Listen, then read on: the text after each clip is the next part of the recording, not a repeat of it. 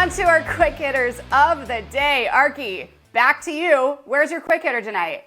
I'd like to destroy the college football playoff. That's my quick hitter for the number one for the day. I like Arky minus 5,000. I will get this thing destroyed. But honestly, I'll go to college basketball where VCU takes on Vanderbilt in a very interesting matchup where VCU is a 6.5-point underdog in that game. It's being played in Memorial Gym in Nashville. And I think that number is way, way, way off. VCU's got their three top players averaging more than half of their total points per game, and they're only averaging 50 points a game, while Vanderbilt's scoring 85 in their first two games. Now, again, it's early, so we keep these college basketball bets a little conservative because we don't quite know who these teams are quite yet. But tonight, I'm taking a short enough number for Vanderbilt. And I'm taking the Commodores minus 6.5 at home tonight against VCU. All right. I'm heading over to the NHL where the Capitals, who are 9-2-4, are going to visit the LA Kings, who are 8-5-2. Washington, the slight favorite.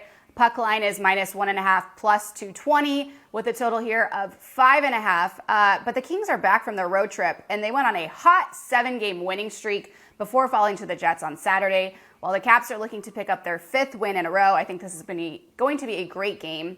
Alex Ovechkin leads Washington in points, goals, and assists, while Anze Kopitar does the same for the Kings.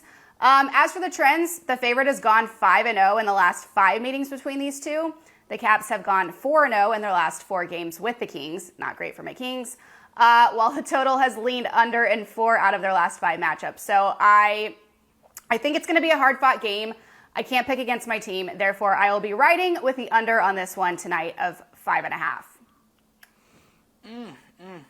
Okay, all right. I can see that. I'm going to go to the NBA where I take on the Wizards. Where I won't take on the Wizards, but the Hornets will take on the Wizards at home. The Wizards are a 2-point dog in that game, and the total's 220.5. And I think I'm going to pay attention to the total because it's a pretty high number on what's been sort of a low-scoring start to the season for the NBA. But that's because both these two teams are really efficient offensively.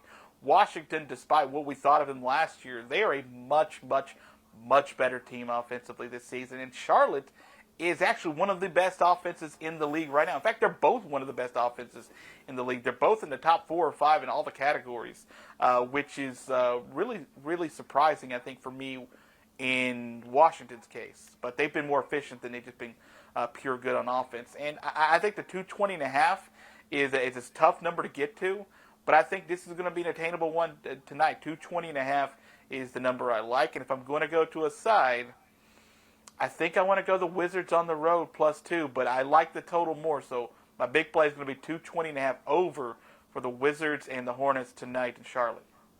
I like that one. I think you're good there. I'm heading over to Boston at Atlanta. Atlanta is the 4-point favorite right now with the total of 214. Both these teams will enter the game coming off wins. And this should be a good one in the battle between Jason Tatum and Trae Young. Young, of course, leads the Hawks in points and assists, and he's averaging 25.5 points per game, along with the 9.1 assists. Tatum right behind him, averaging 23.5 points per game for the Celtics, in addition to 8.5 rebounds and 3.4 assists. So Atlanta is 5-10 against the spread this season, while the Celtics have covered in 8 times in their 14 games so far. Celtics have only won 1 game this season when playing as at least the 4-point dog. So I'm going to go with my gut here and take the home team of Atlanta at minus 4. As for the total, Atlanta has hit the over in 7 out of 14 games this season, while 5 of Boston's have reached the over. So with that said, I'm going to stay south of this number. But again, with Trae and Tatum battling it out, it could very easily hit. So that's where I'm going with my last quick hitter. Yeah, and Boston's had some recent defensive success since they sort of went on that road trip to Florida where they played Orlando and Miami, and they've really gotten a lot more together as a team. I really sort of like how that defense has started to come together, and Tatum's going through a shooting slump right now, but shooters shoot. Eventually, he's going to get out of it, and he's going to score a whole bunch of points in one time.